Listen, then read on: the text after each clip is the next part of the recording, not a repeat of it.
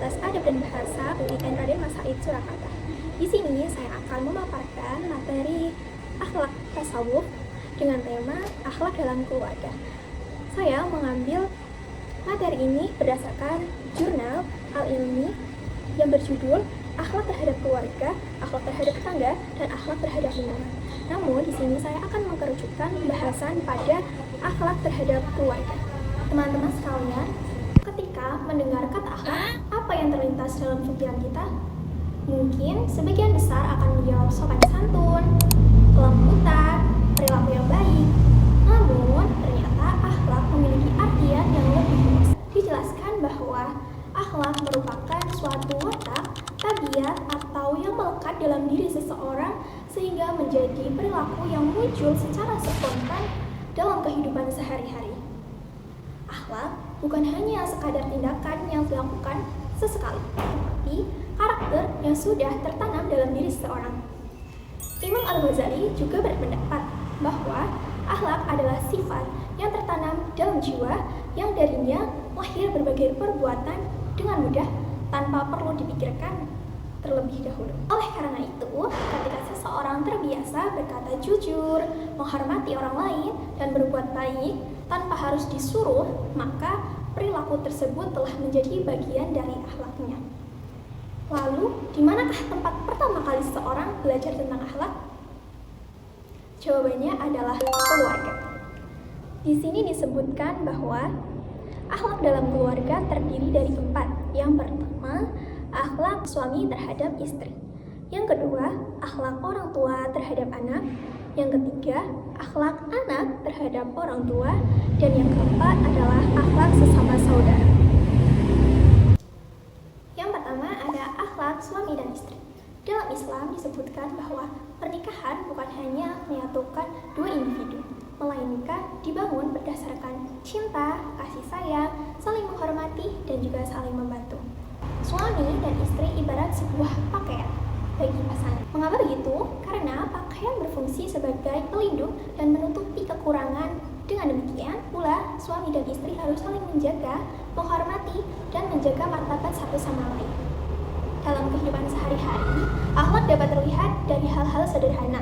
Misalnya, suami berkata dengan lembut kepada istrinya ketika pulang dari pekerjaan, atau istri yang memberikan atau menghargai apa yang diberikan oleh suaminya. Dengan begitu akan menciptakan sebuah keharmonisan dalam rumah tangga. Suami memiliki kewajiban yaitu memberikan nafkah, membimbing keluarga dalam urusan agama, dan memperlakukan istrinya dengan baik.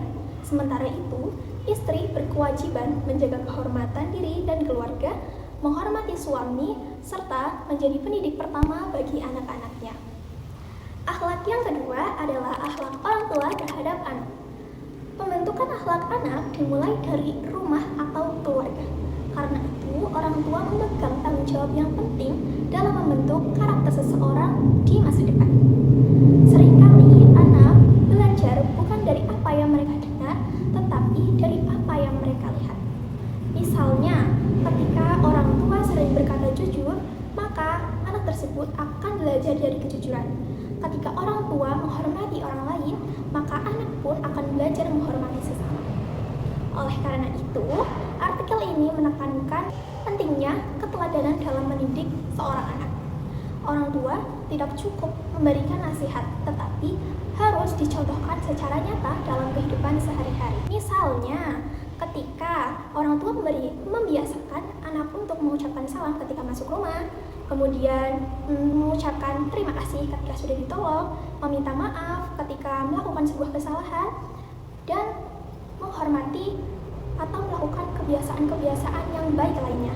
Dengan begitu, tindakan-tindakan kecil ini yang dilakukan secara terus-menerus akan membentuk karakter seseorang baik di masa sekarang maupun di masa yang akan datang. Jika tadi kita sudah mengetahui bagaimana akhlak orang tua terhadap anak, maka kita juga harus mempelajari bagaimana sih seorang anak harus memiliki atau bersikap kepada orang tuanya.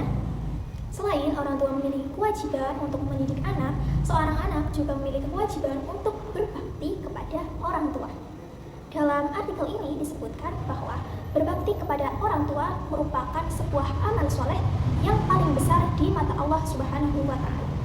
Bahkan Allah memerintahkan manusia untuk bersyukur kepadanya sekaligus berterima kasih kepada kedua orang tua, sebagaimana tercantum dalam surah Al-Luqman ayat 14. Bentuk bakti kepada orang tua dapat diwujudkan melalui rasa hormat dan kasih sayang, kepatuhan, serta tutur kata yang baik. Jika diimplementasikan di zaman sekarang atau di kehidupan sehari-hari, berbakti kepada kedua orang tua dapat dilakukan melalui tindakan sederhana, seperti membantu orang tua membersihkan rumah, kemudian tidak membentak ketika sedang dinasihati, dan selalu mendoakan mereka. Terkadang kita mudah bersikap ramah kepada teman atau orang yang berada di luar sana. Justru ketika dengan orang tua malah kita bersikap sebaliknya. Orang tua merupakan sebuah anugerah yang seharusnya tidak disia-siakan oleh anak. Apalagi selagi mereka masih ada, kita sebagai anak wajib berbakti bagaimanapun orang tua kita. Asal dalam keluarga. Yang keempat adalah akhlak kepada sesama saudara. Selain kepada orang tua, Islam juga diajarkan untuk bersikap baik terhadap sesama saudara atau saudara kita.